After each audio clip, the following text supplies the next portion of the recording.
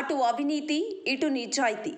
నీతి నిజాయితీతో కష్టపడి ఎదిగిన వారి ఆత్మవిశ్వాసం అచంచలం.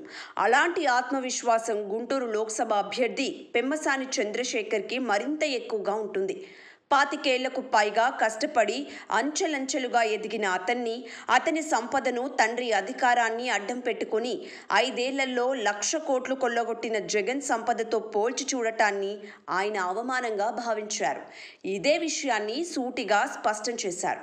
ఇంటర్మీడియట్లో రోజుకి 15 గంటలు కష్టపడి చదివి రాష్ట్ర స్థాయిలో ఎంసెట్లో 27వ ర్యాంకు సాధించి 5 ఏళ్లు మెడిసిన్ చేసి 3 ఏళ్లు పీజీ చేసి ఆపై వ్యాపార రంగంలో అడుగుపెట్టి 20 ఏళ్లకి పైగా అలుపెరగని కృషి చేస్తేనే ఈ స్థాయికి వచ్చా అని ఆయన గర్వంగా చెబుతారు.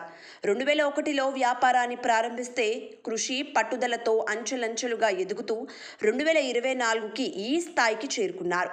బిజినెస్ మొదలు పెట్టక ముందు 10 ఏళ్ల శ్రమని కూడా కలుపుకుంటే నేడు ఈ స్థాయికి చేరడం వెనుక 30 ఏళ్ల కష్టం దాగుంది.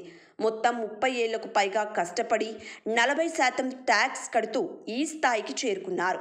మరోవైపు జగన్ చరిత్ర చూస్తే తండ్రి అధికారంలోకి రాకముందు 2004కి ముందు ఆయన ఆస్తులు కోటికి దగ్గరలోనే ఉండేవి.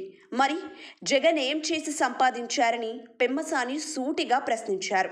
2004లో ఆయన ఆస్తి ₹1,00,00,000. తండ్రి అధికారంలోకి వచ్చాక క్విడ్ ప్రో ద్వారా 1,000 కోట్లు సంపాదించారని, తనకే కాదు కష్టపడి పైకి వచ్చిన వాళ్ళని జగన్తో పోలిస్తే వారికి అవమానమని పెమ్మసాని స్పష్టం చేశారు. ఇది నిజాయితీకి ఉన్న ఆత్మవిశ్వాసమని చెప్పుకొచ్చారు. సబ్స్క్రైబ్ చేయండి. Please do subscribe to. Please like, share and subscribe to top Telugu TV. Top Telugu TV. Top Telugu TV.